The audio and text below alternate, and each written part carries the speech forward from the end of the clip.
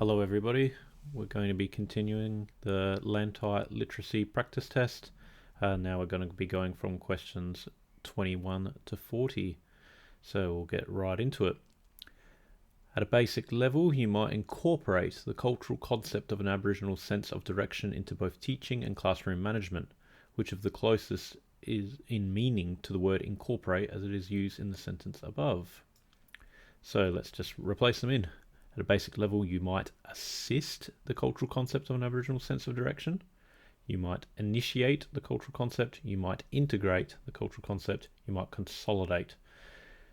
Consolidate is okay.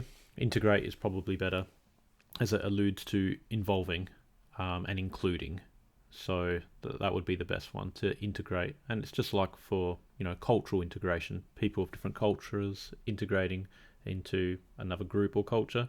It's exactly the same sort of premise for this word. So the answer for this one is integrate. Question 22. The text implies that Indigenous pedagogies may be misunderstood by mainstream educators. What kind of misunderstanding is identified? I'll read over the whole thing and then we'll see if we can paint a picture from that. It is very wordy, but it will be good practice to have a look through it all. I'll try and go through this quickly. To begin with, this yarning way of learning belongs in the story sharing part of the diagram, which is not about dreaming stories as token content, but our way of sharing yarns and stories, which is a distinct pedagogy all on its own. All these 8 pedagogies, they aren't about Aboriginal knowledge as content, but Aboriginal knowledge as processes, and our key pedagogy is narrative based. These stories aren't just one way either, they involve substantive communication back and forth. This already is making a lot of noise about it being about content, that it's not just about content but as processes. That was one of the options, wasn't it? So there, making mention of subject matter, it's singling it out as opposed to the entire approach to learning. But let's continue to see if we get anything that takes us on a different direction. Hunter-gatherers, memorization of facts, confusing ancient and modern communication.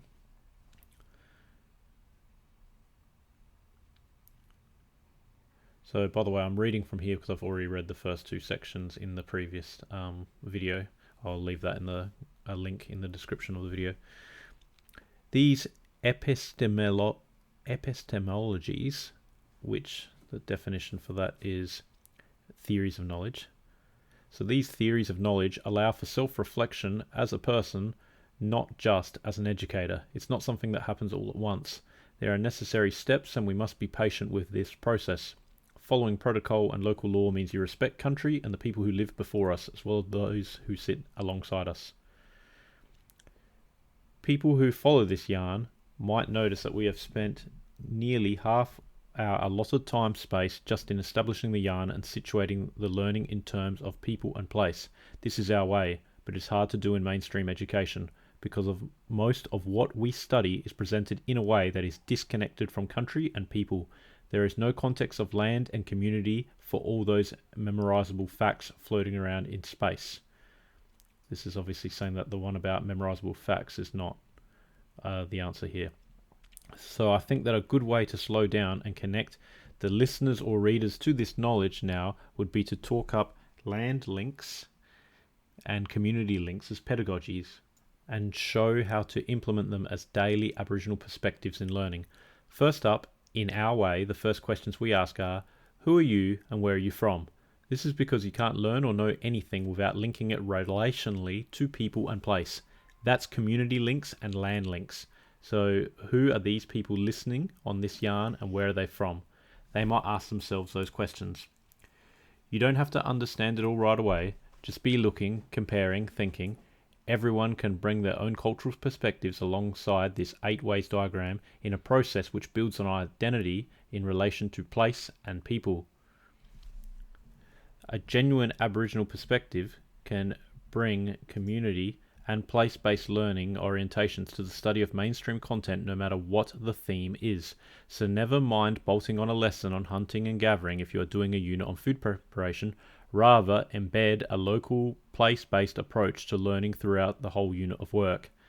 At a basic level, you might incorporate the cultural concept of an Aboriginal sense of direction into both teaching and classroom management.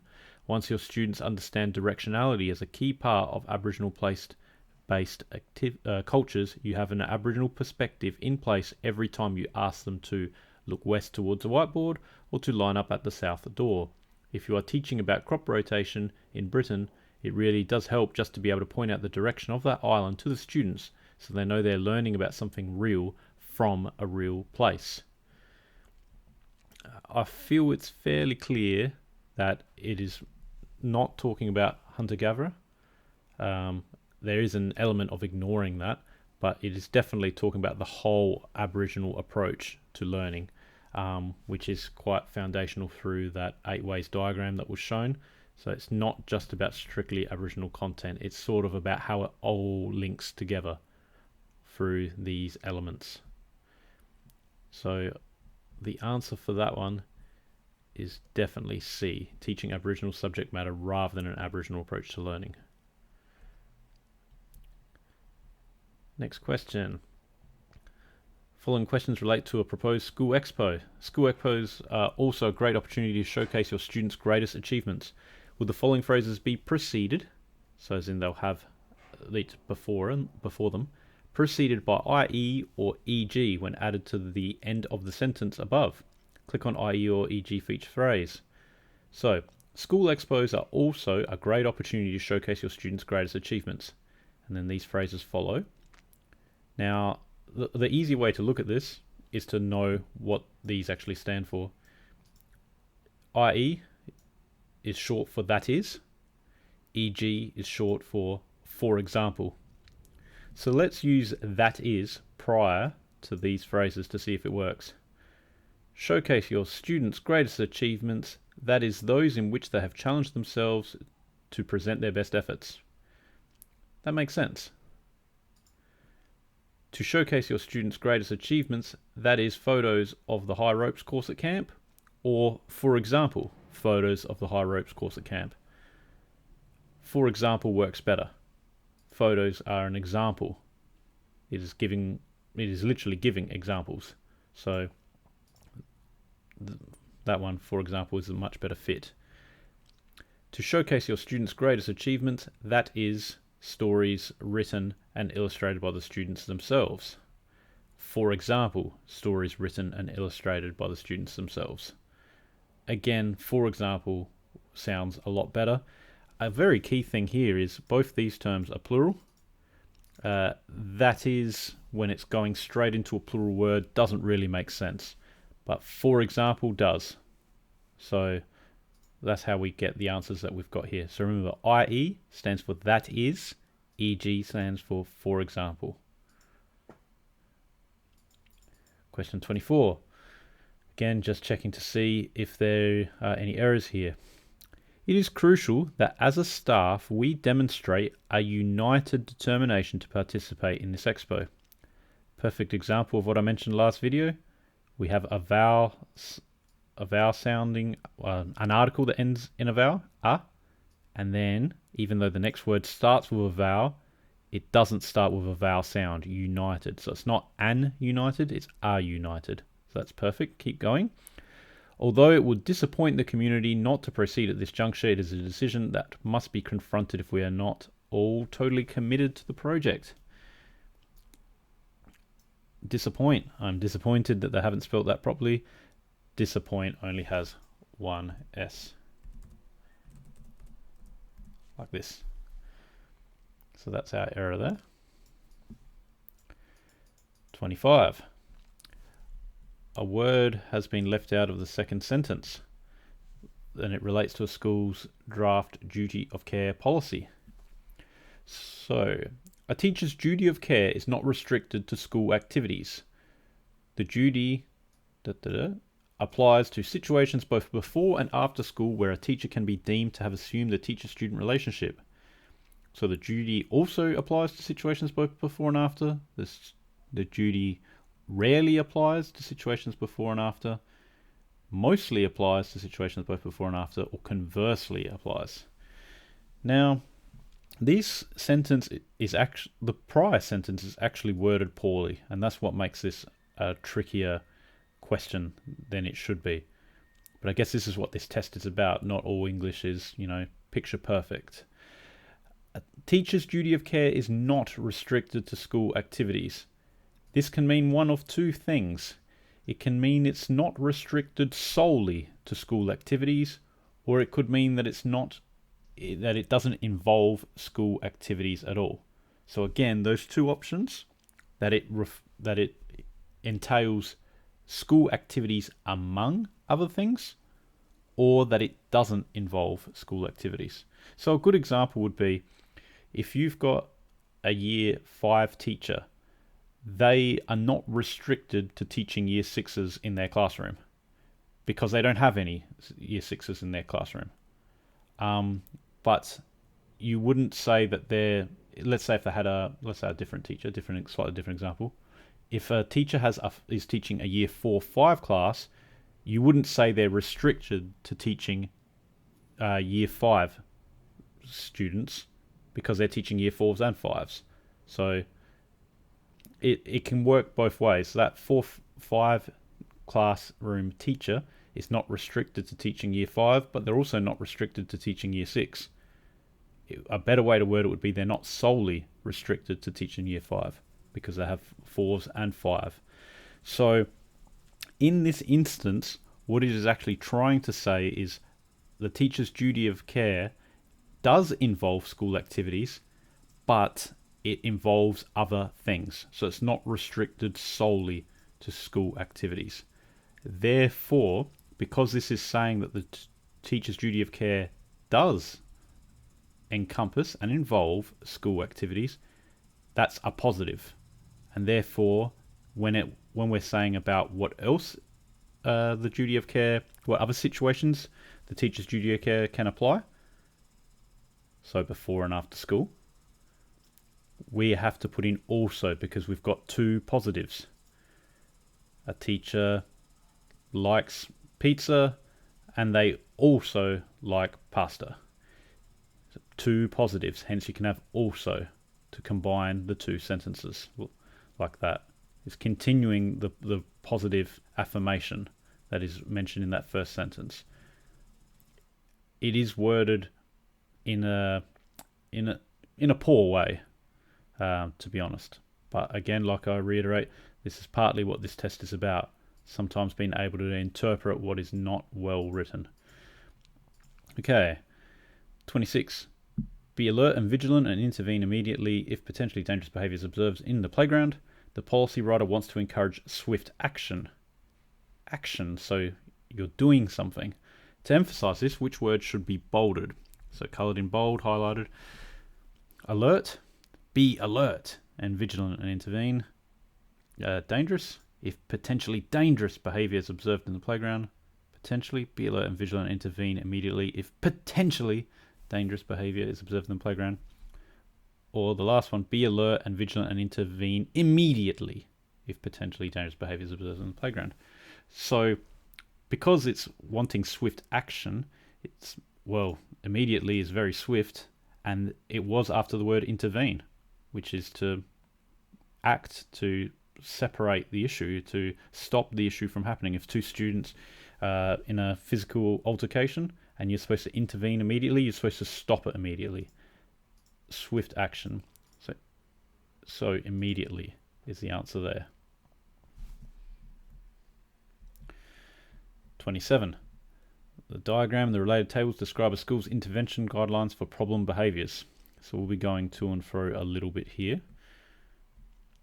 According to the text, if a student is involved in a fight at school, who is responsible for informing their parent or carer?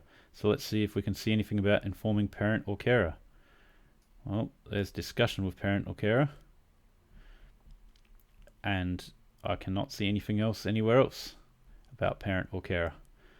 So let's stick with that. It says Deputy Principal and Welfare Coordinator is the person that I guess does all of these things. So that's pretty clear. Deputy Principal Welfare Coordinator. That is what step is that? The fourth step that they do. Okay, question 28. According to the text, in which of the following circumstances might a student's record be consulted? If they're lying, verbally abusive, refuse to do work, cheated, or plagiarized. So we're looking for when the student's record might be consulted. So again, we go to the top. So there's nothing here about their record. Nothing here about their record. Nothing here about their record. Or here. Here we go. Deputy Principal and Welfare Coordinator. That's his second thing on his list, or her list, to have a look at this. So consult student record. So Deputy Principal and Welfare Coordinator. Now let's see, by looking at this flowchart, when they get involved. They get involved only here for the serious incidents that are school managed, not the minor ones that are teacher managed.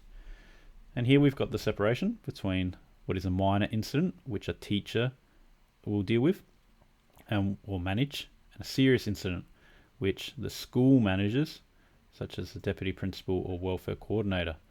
So they involve fighting, bullying, drugs, alcohol, weapons, verbal abuse, safety breaches, sexual harassment, extreme defiance of authority, serious stealing. So again, if we look at the question, lying, verbally abusive, refusing to do work, plagiarism, lying, refusing to do work, plagiarism, they're all in the minor. The verbal abuse, though, is the one that's serious, and that's the one that can't be going on. That's the one that has to be managed by Deputy Principal or Welfare Coordinator, and hence the student record will be consulted. So that will be this one here, verbally abusive. According to the text, when should an incident of a student being rude to a teacher be documented at the office?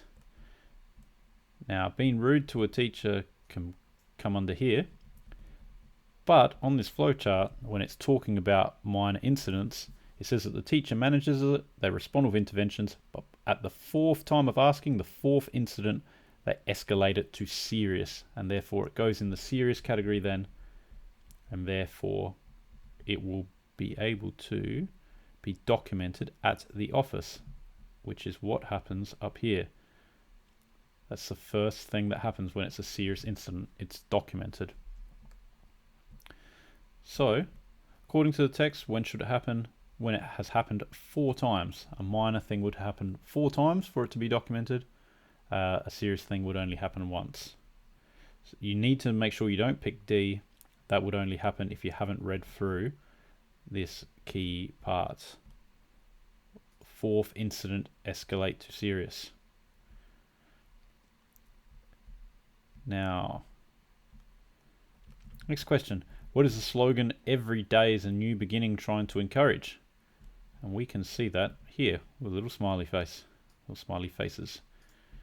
Every day is a new beginning. That the students can improve, accurate documentation at the office, more involvement by the welfare coordinator, careful recording of incidents by teachers. So it doesn't allude at all to B, C or D, and it does somewhat to A. It is a more optimistic approach, but it really pertains to that your record is not continuous. If you have a really bad Monday, that's got nothing to do with Tuesday. You turn up on Tuesday and we start from 0 again.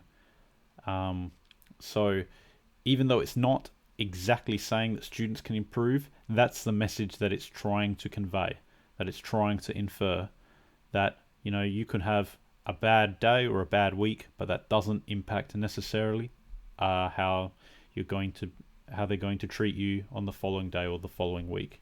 So every student can improve is definitely what they're trying to convey there. According to the text, when might a minor behavioural incident be escalated to serious? Well, that has already been mentioned earlier. Once it's happened 3 times and it's been ineffective, then it will be the fourth time that it occurs. So I'd imagine it would be the fourth, although again, if you're taking this literally, it is a little bit weird, because if a student is, let's say, rude to a teacher 3 times, we've intervened 3 times, but it hasn't been particularly effective. Oh, actually, I take that back.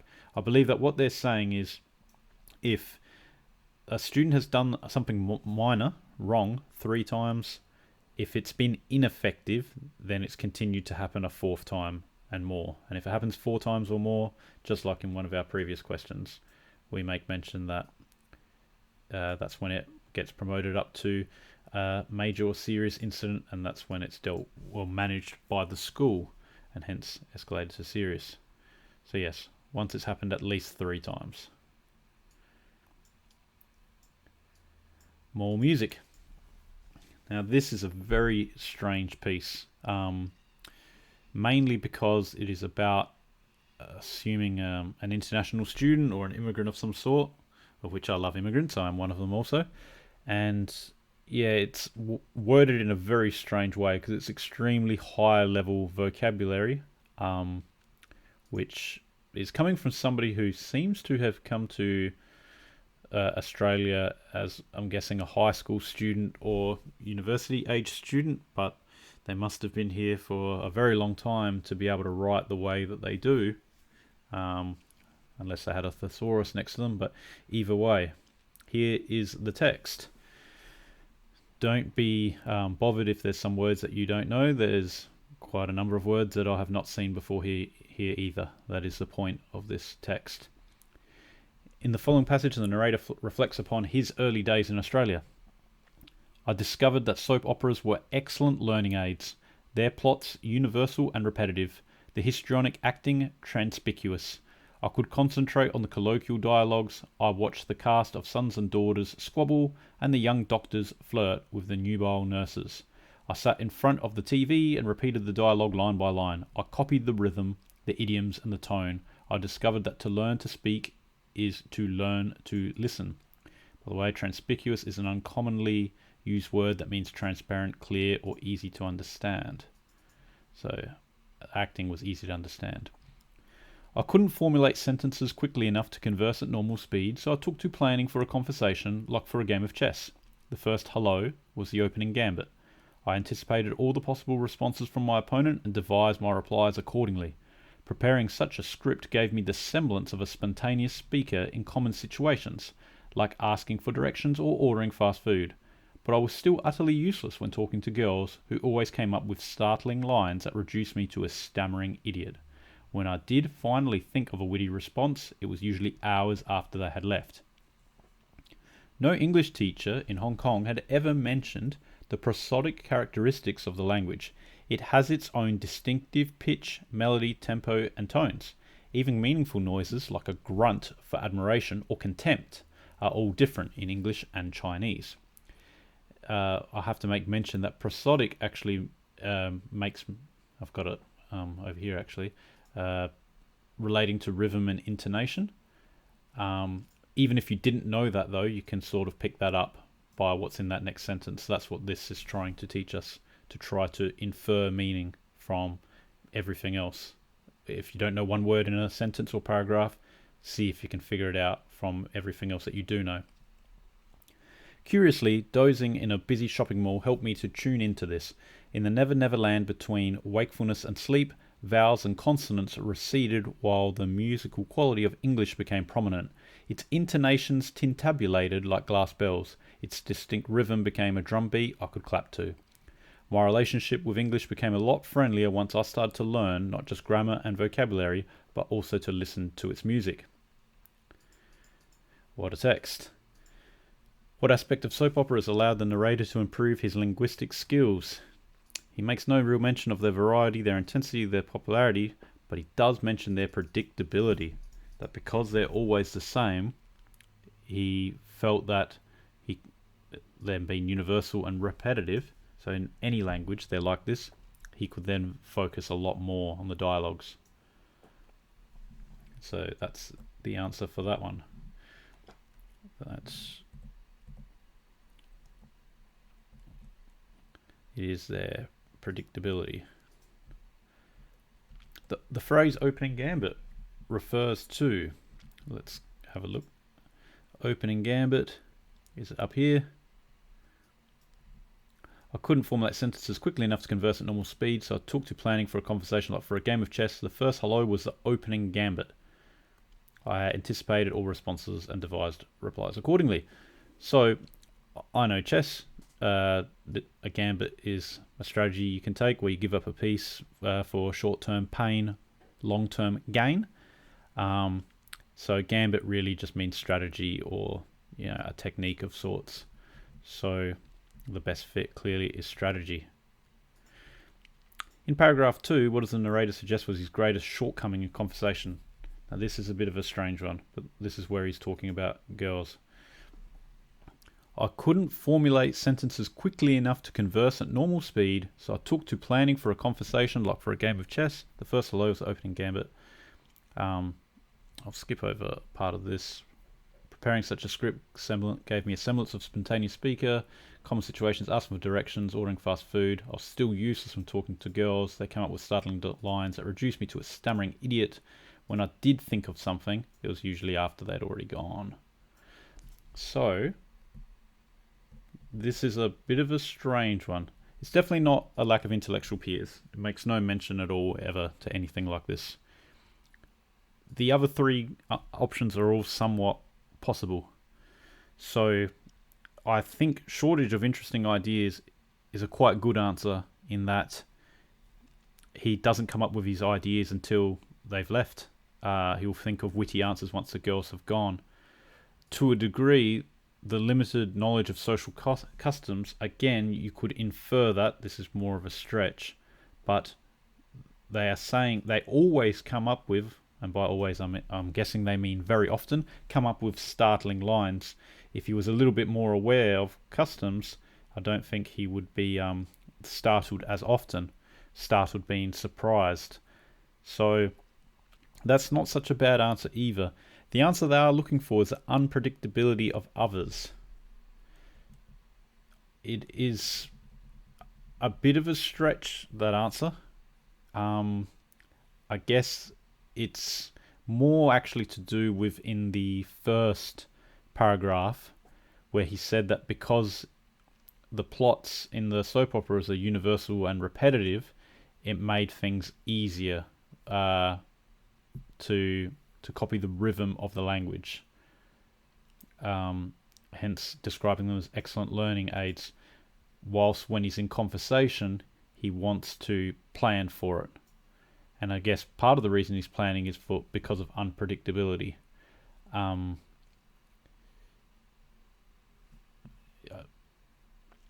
not sure. I'm not sure how clear that is to everyone. I certainly thought that is a bit of a strange list of answers for that question. So don't be fazed if you find this a little bit strange as well. This is something that a lot of native speakers will think of also. And of course, if you are a native speaker, unfortunately this makes it difficult as well, because it means that you've got more background knowledge to try to find why each option could be correct. But it's definitely not A. The answer they're looking for is B. Which of the following phrases could replace tintinnabulated without changing the literal meaning of the sentence? The musical quality of English became prominent. Its intonations tintabulated like glass bells. Its distinct rhythm became a drumbeat I could clap to. So what will we say about glass bells and their rhythm? Well, I thought glass bells would be rare. They're talking about sounds and rhythm, so I guess you made sounds works. Looked a bit not at all. Seemed fragile. It's a strange way of describing it, but not impossible. What they're looking for though is made sounds. Again, this is a little bit of a strange one.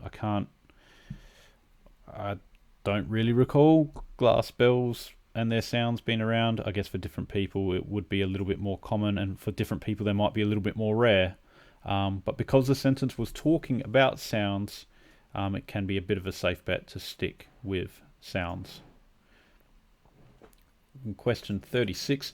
What is the main point made in the text about the musical quality of language? Now, it doesn't really talk about social relationships. It doesn't actually... It alludes to it being present in some languages but not others, because it mentions that it wasn't mentioned in Hong Kong when they're talking about language. You can also say it varies from language to language, and you would have to infer greatly to get to this one. It's not mentioning it at all. The main paragraph where it's talking about this is here. No English teacher in Hong Kong had ever mentioned the prosodic characteristics of the language. It has its own distinctive pitch, melody, tempo, and tones. So I guess that is saying right there that English has pitch, melody, tempo, and tone that is different to other languages. Now, if you come from a Mandarin or Cantonese background, I guess you would know that you have either 4 tones or 9 tones in those languages, whilst in English you just have the flat tone, and the tone only changes based on emphasis or excitement or mood, not for the actual definition of words. So just in tones, let alone in everything else, there are massive differences between some languages and others. This is, in my opinion, not completely clear in this text, but it is clearer than some of the other points. But I guess the whole point of this test is to get the easy ones right, and for the trickier ones, at least be considering between, intelligent options. If you were considering D, you're not going to get these 50-50 ones right. But if you're saying B or C, maybe this one you get right, another one you get wrong, you will still get enough points to do well enough in LANTITE. School Science Week. A Year 9 science teacher is proofreading an email she intends to send to her principal regarding her idea for an annual school science week. Dear Miss Faraday, I'm writing to let you know that I came away from our staff meeting quite inspired and have heeded what you said about not being afraid to approach you with any crazy ideas we may have. So, which phrase has the closest meaning to the underlined word heeded? So heeded is something that we often hear. I've heeded their advice. So, and what that actually means is I've followed their advice. I've taken it on board and I've run with it. I've implemented what they've said. I've taken their suggestions to heart and I've used it. So taken seriously is the one we're looking for there.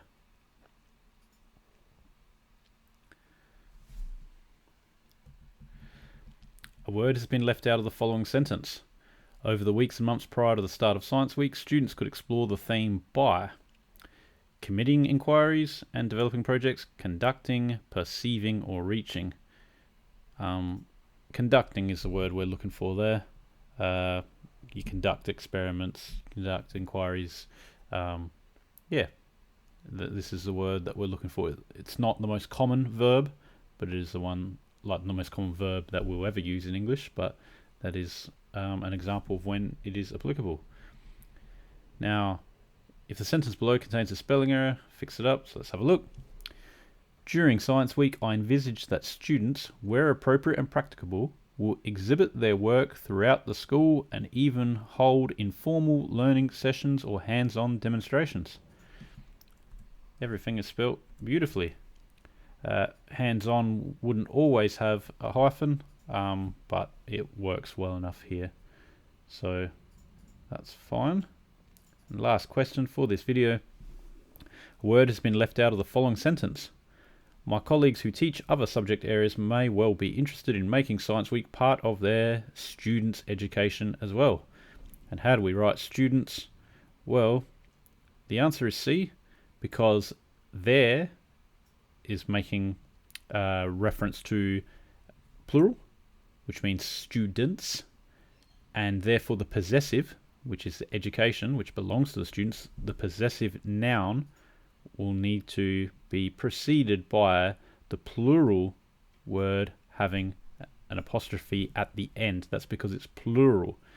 So it's a bit like their dog's bones or their dog's homes. You would have to have their dogs with the apostrophe at the end. However, if you're talking about my dog's bone or my dog's toys, because it's just a singular, that's when you'd have the apostrophe in between the last letter and the S.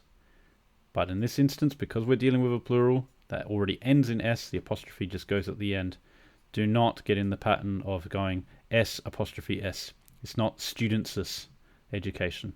It's just students' education. So yes, because it's a possessive thing, we do need to have an apostrophe because it's plural. It happens at the end. Hope this video has been helpful.